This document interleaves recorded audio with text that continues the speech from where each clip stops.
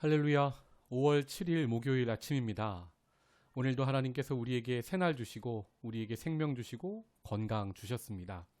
그 하나님께 감사하는 마음으로 우리의 이 시간 찬양하면서 함께 말씀 앞으로 나아가겠습니다. 찬송가 39장입니다. 주 은혜를 받으려 모인 성도들 함께 찬양하겠습니다. 주 은혜를 받으려 모인 성도들, 주 크신 뜻 깨닫게 하옵소서. 내 고통의 멍에를 다 벗게 되니 날 구속하신 이름 찬양하리. 주 우리를 곁에서 인도하시니 그 거룩한 나라가 이루어지네. 저 마귀와 싸워서 늘 승리하니 큰 영광 주께 돌려 찬양하리. 주 우리의 방패와 창검 되시니 나 승리의 주님을 따릅니다. 큰 환난을 당할 때 늘 도우시니 승전가 높이 불러 찬양하리. 아멘. 우리 하나님이 우리의 강한 산성 되심을 고백합니다. 하나님 안에서 우리가 참 평안을 얻고 참 구원과 영생을 누리는 것을 믿습니다. 오늘도 그 하나님이 주시는 풍성한 은혜의 말씀에 겸손한 마음으로 귀 기울이오니 우리에게 다가와 말씀하여 주시옵소서. 유튜브로 아침에 기도하며 말씀 듣는 예배하는 모든 심령 위에, 각 가정 위에, 직장일터 사업터 위에 하늘의 은혜를 더하여 주시옵소서. 함께 하실 것을 믿고 감사하며 예수님 이름으로 선포하며 기도하옵나이다. 아멘. 오늘 우리에게 주시는 하나님의 말씀은 신명기 14장입니다. 22절에서 29절, 본문이 잘못 나갔죠. 22절에서 29절까지의 말씀입니다. 너는 마땅히 매년 토지 소산의 11조를 드릴 것이며 내 하나님 여호와 앞, 곧 여호와께서 그의 이름을 두시려고 택하신 곳에서 내 곡식과 포도주와 기름의 11조를 먹으며 또 내 소와 양의 처음 난 것을 먹고 내 하나님 여호와 경외하기를 항상 배울 것이니라. 그러나 내 하나님 여호와께서 자기의 이름을 두시려고 택하신 곳이 내게서 너무 멀고 행로가 어려워서 내 하나님 여호와께서 그 풍부히 주신 것을 가지고 갈 수 없거든. 그것을 돈으로 바꾸어 그 돈을 싸가지고 내 하나님 여호와께서 택하신 곳으로 가서 내 마음에 원하는 모든 것을 그 돈으로 사되 소나 양이나 포도주나 독주 등 내 마음에 원하는 모든 것을 구하고 거기 내 하나님 여호와 앞에서 너와 내 권속이 함께 먹고 즐거워할 것이며 내 성읍에 거주하는 레위인은 너희 중에 분깃이나 기업이 없는 자이니 또한 저버리지 말지니라. 매 3년 끝에 그해 소산의 10분의 1을 다 내어 내 성읍에 저축하여 너희 중에 분깃이나 기업이 없는 레위인과 내 성중에 거류하는 객과 및 고아와 과부들이 와서 먹고 배부르게 하라. 그리하면 내 하나님 여호와께서 내 손으로 하는 범사에 내게 복을 주시리라. 아멘. 오늘 아침에 거룩을 위한 11조와 사회제도라는 말씀의 제목으로 은혜 나누겠습니다. 매일 아침마다 신명기 말씀을 나누고 있는데요.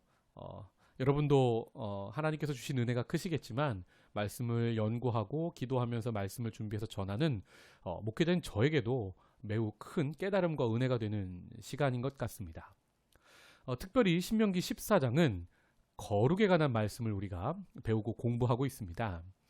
어제 신명기 1장부터 14장 1절에서 21절까지는 거룩에 관한 말씀을 하시면서 무슨 말씀을 하셨습니까? 이방인들처럼 극단적으로 내 몸을 해하거나 머리를 변발로 만들어서 우스꽝스러운 모습이 돼서 애도하지 말아라. 또 무슨 말씀을 하셨습니까? 음식법. 그래서 이 두 가지로 우리가 거룩을 함께 알아봤고요. 못 들으신 분이 있다면 어제 영상을 꼭 한번 보시고 중요한 내용들이 많이 있습니다. 배우셨으면 좋겠고요. 삶에 그래서 적용했으면 좋겠고요. 오늘은 14장 이제 마지막 부분입니다. 오늘은 거룩을 위한 시스템 중에 하나님께서 11조를 말씀하십니다. 그래서 오늘 말씀의 전반부는 하나님께 매년 드리는 11조, 중앙 성소에 나와서 하나님께 어떻게 드려야 할지 또 그 원리와 그것을 하나님 말씀하고 계시고요. 오늘 말씀의 후반부는 매년이 아닙니다. 3년에 한 번씩 중앙 성소가 아니라 너 있는 성읍의 창고에 저축해둘 11조를 말씀하십니다. 그것을 통해서 고아와 과부와 객이 너와 함께 살아가라 라는 사회제도를 하나님께서 말씀하십니다. 즉 오늘 전반부와 후반부는 하나님 사랑에 관한 11조, 또 후반부는 이웃사랑에 관한 11조. 그래서 오늘의 말씀은 11조에 관한 말씀인데 11조를 통하여 하나님 사랑, 이웃사랑이 완성되므로 이 땅에 너희들의 삶 자체가 거룩한 삶이 된다라는 하나님의 말씀입니다. 오늘도 한 절씩 깊이 은혜 나눠보겠습니다. 22절입니다. 너는 마땅히 매년 토지 소산의 11조를 드릴 것이며 거룩을 위해서 이제 11조를 말씀하시는데요. 첫 번째로 중앙 성소에서 매년 드릴 11조입니다. 내 하나님 여호와 앞 곧 여호와께서 그 이름을 두시려고 택하신 곳에서 내 곡식과 포도주와 기름의 11조를 먹으며. 자, 곡식과 포도주와 기름 하면 여러분 바로 떠오르셔야 됩니다. 10장에 하나님께서 주시는 복을, 화복 중에 복을 이야기하는 거죠. 이게 하나님께서 이른 비와 늦은 비를 때에 맞춰 주실 때 이 땅에서 우리들이 얻을 것이 바로 곡식과 포도주와 기름이라고 하셨습니다. 이른 비는 무엇입니까? 이스라엘에서 가을에 내리는 10월 말에서 12월 초에 내리는 비인데요. 이거를 이른 비라고 했습니다. 이거는 여름에 땅이 이제 물이 없어서 쩍쩍 갈라지는 그런 황폐화되는 땅에 하나님께서 내리시는 회복과 치유의 비이고요. 또 그러니까 이게 가을비고요. 또 늦은 비는 봄비입니다. 3월에서 5월경에 내리는 이제 그 비가 잘 내려야 씨를 뿌린 곡식이 성장해서 열매를 맺을 수 있지 않겠습니까? 또 성숙과 풍요를 약속하는 비다 말씀하셨습니다. 이렇게 이른 비와 늦은 비를 때에 맞춰 너희가 하나님 말씀 순종하면 오직 여호와만 섬기면 그렇게 때에 맞춰서 비를 내리셔서 이 땅이 곡식과 포도주와 기름을 낸다고 하셨죠. 그러니까 이것에 관한 11조, 하나님이 주신 것을 인정하는 고백인 겁니다. 11조는 이것을 하나님 앞에 가져와서 드리라고 말씀하고 있고요. 드리고 나서 이제 그것을 여호와 앞에서 먹는 겁니다. 먹는다는 행위가 어제 제가 음식법에서 설명드렸죠. 그 앞에 있는 사람과 친해지고 닮아가고 더 나아가서 법적으로 그분과 계약을 맺는 행위다라고 설명드렸습니다. 하나님 앞에서 먹으라 말씀하시는 거고요. 그래서 자, 또 내 소와 양의 처음 난 것을 먹고 처음 난 것도 매년 11조와 함께 하나님 앞에 가져와야 합니다. 이유가 있는데요. 이게 초태생법입니다. 처음 난 것은 모두 하나님의 것. 이스라엘도 하나님의 장자라 하나님의 것. 왜 그러냐면요. 이스라엘에게 구원의 경험은 출애굽입니다. 출애굽에서 열째한 가장 마지막에 장자의 죽음의 날에 하나님께서 유월절 어린 양의 피를 바른 집과 집의 안에 사람과 모든 가축과 동물을 지켜주셨습니다. 살려주셨습니다. 원래는 모두 죽어야 하는데 말입니다. 그래서 이 초태생법을 매년 지키면서 그들이 깨닫는 것이 무엇입니까? 내가 죽을 수밖에 없는 존재인데 하나님이 살려주셨구나. 내 생명이 하나님의 것입니다. 나는 죽어져서 드려지는 제물이 아니라 살아있는 제물 그 자체입니다. 나는 하나님의 장자입니다. 라는 고백이 되는 겁니다. 자, 곡식과 포도주와 기름의 11조는 무엇입니까? 모든 것이 하나님이 주셨습니다. 하나님을 창조주 하나님, 주신 분이 하나님을 인정하는 믿음의 고백이고요. 이 초태생법을 함께 지키는 것은 무엇입니까? 내 생명 자체가 하나님이 살리신 겁니다. 나는 죽은 제물이 아니라 산 제물로 하나님께 드려진 하나님의 장자입니다. 라는 고백입니다. 이 고백, 산 제물이라는 고백이요. 사도 바울이 율법에 통달한 사람이었죠. 그래서 로마서 12장에 이 고백을 하는데요. 영적인 예배를 설명하면서 이 고백을 합니다. 로마서 12장 1절의 말씀을 함께 읽어보겠습니다. 시작. 그러므로 형제들아, 내가 하나님의 모든 자비하심으로 너희를 권하노니 너희 몸을 하나님이 기뻐하시는 거룩한 산 제물로 드리라. 이는 너희가 드릴 영적 예배니라. 아멘. 이게 바로 매년 하나님께 드리는 처음 난 것을 하나님께 드리는 행위와 매우 밀접한 연관이 있는 말씀입니다. 무엇입니까? 우리 그리스도인이 어린 양의 피로 죽을 수밖에 없는데 살았죠. 그러니까 죽은 제물이 아니라 산 제물로 내 생명이 하나님의 것입니다를 고백하는 산 제물이라는 이야기입니다. 이렇게 내가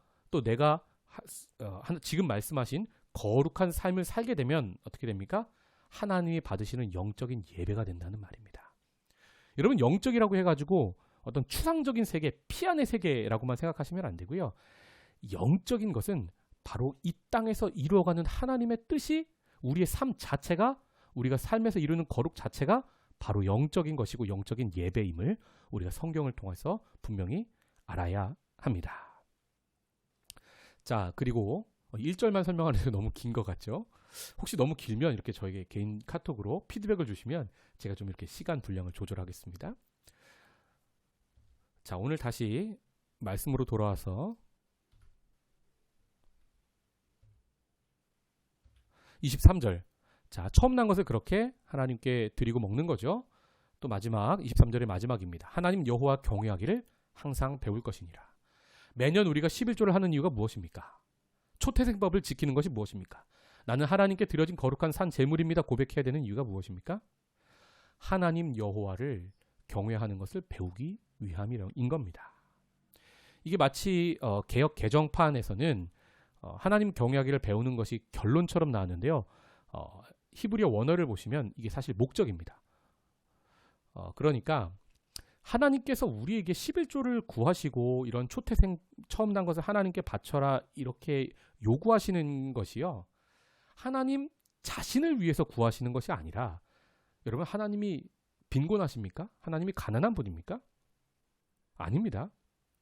하나님 우리가 드리는 것 없어도 하나님은 하나님이십니다.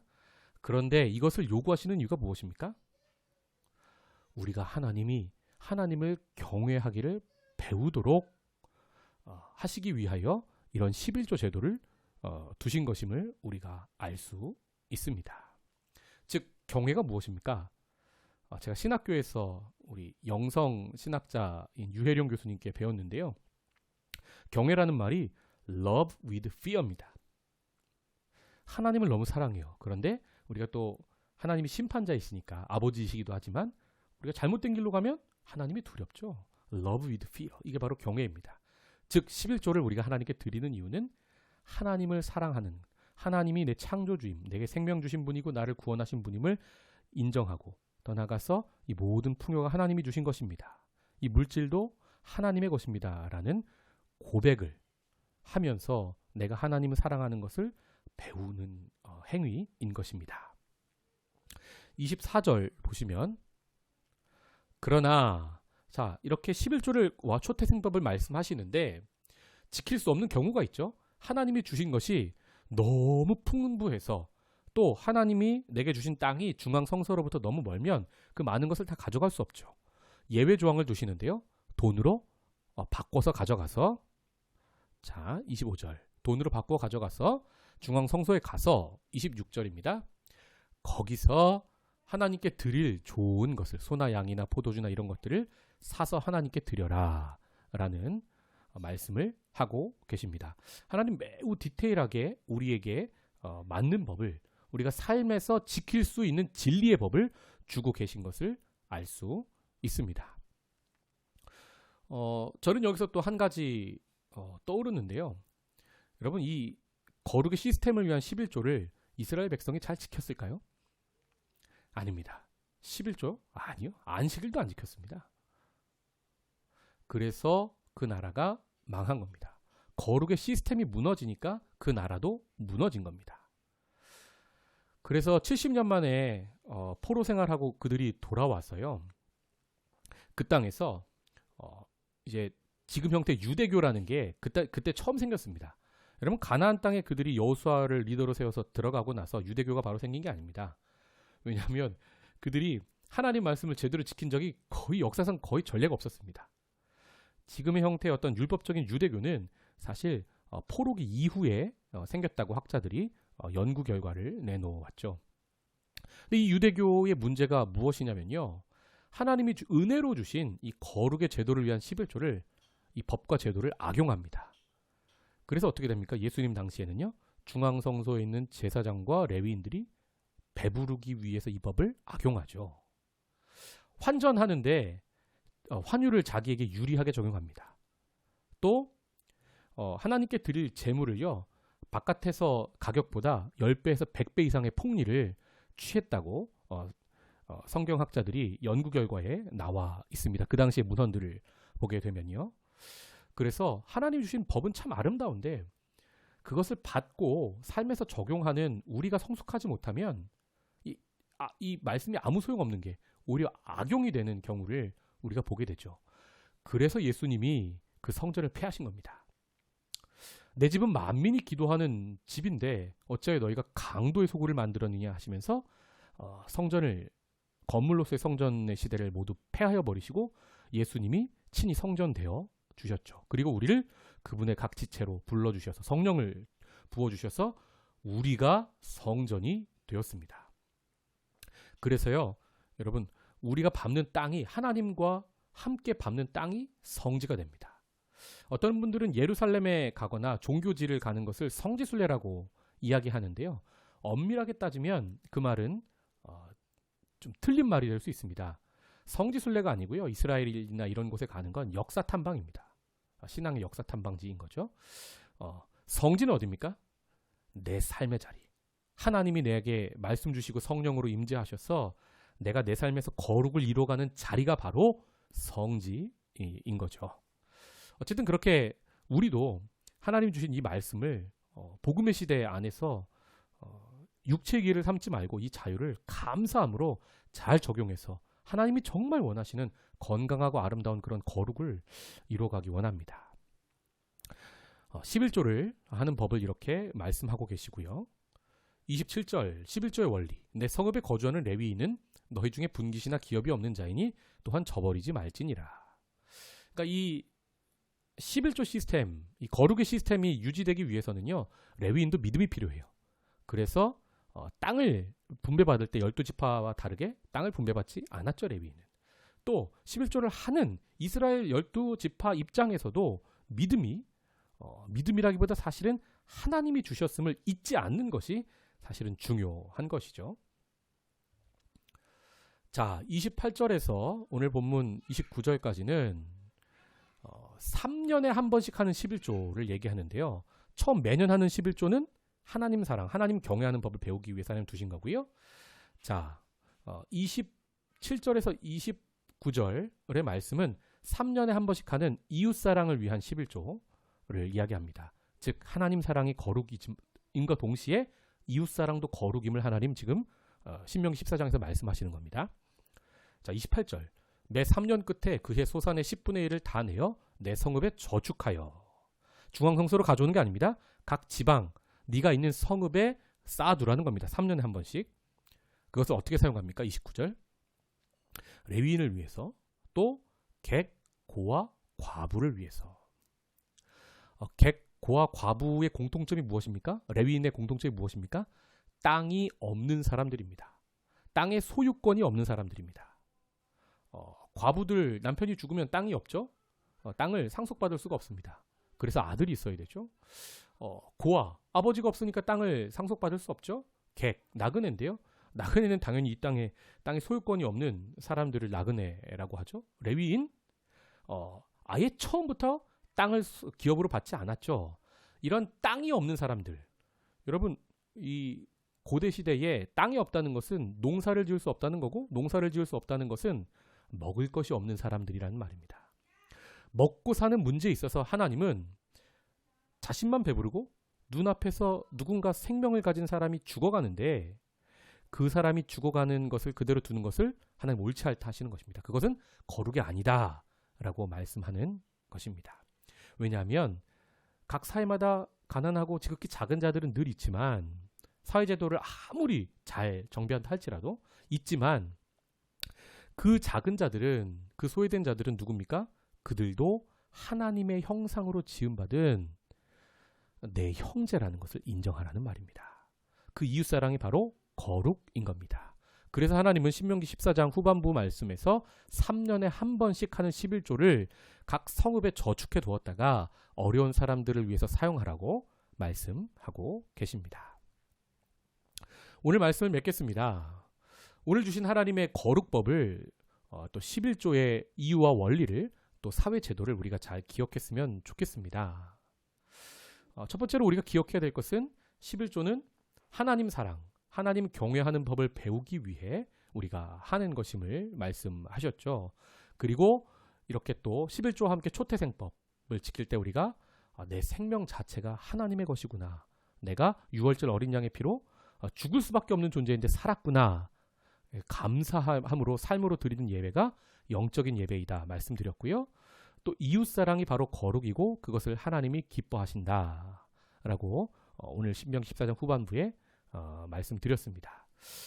성도 여러분, 루터나 종교개혁자들이 1517년부터 종교개혁을 일으키기 전에 중세시대는요, 또 11조나 기타 헌금을 천국의 재테크로 생각하는 시기가 있었답니다. 천국에 부동산을 사놓고 천국에 내가 살 집을 잘 짓기 위해서 헌금을 했다는 그런 기록들이 남아 있습니다. 물론 하나님이 우리가 하나님의 것을 하나님께 드리면 하나님께서 우리를 위해서 하나님 나라에 풍요로운 것을 준비하심을 저는 믿습니다.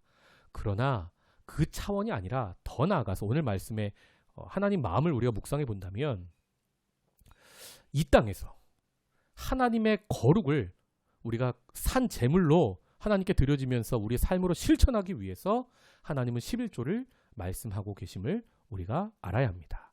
그리고 그 11조는 바로 하나님 사랑, 이웃 사랑이고, 하나님 사랑, 이웃 사랑을 하나님께서 거룩으로 받아주신다 오늘 말씀드렸습니다. 오늘도 우리가 삶의 자리에서 거룩을 어떻게 하면 이뤄갈 수 있을까를 깊게 묵상하고 기도하는 시간이 되시길 주님의 이름으로 축복합니다. 제가 기도하겠습니다. 하나님, 오늘도 거룩의 말씀 주셔서 감사합니다. 하나님 사랑하고 하나님 경외하기를 배우기 위하여 매년 11조와 초태생법을 지킬 것을 말씀하신 하나님 감사합니다. 하나님의 것을 하나님의 것으로 인정하는 하나님, 그런 믿음이 우리 안에 있게 하시고, 하나님 또 내 생명이 죽을 수밖에 없었는데 어린 양의 보혈로 살았음을, 그래서 내가 죽은 제물이 아니라 산 제물로 매일매일 하나님과 동행하여 살아가서 거룩을 이루어 하나님 내 부르신 삶의 자리가 성지가 되는 그런 삶을 살 수 있도록 축복하여 주시옵소서. 또한 우리에게 허락하신 우리 사회의 약자들을 돌볼 줄 아는 이웃사랑의 마음이 우리 안에 있게 하시고, 그것이 바로 하나님 앞에서의 거룩임을 깨닫고 그 말씀을 실천하기 위하여 삶으로 살아내는 우리 될 수 있도록 은혜 더하여 주시옵소서. 오늘도 삶의 자리로 나아가기 전에 기도의 자리에 먼저 나아갑니다. 우리의 기도 들으시고 응답하여 주시옵소서. 예수님의 이름으로 기도하옵나이다. 아멘. 우리 다 함께 기도의 자리로 나아갑니다.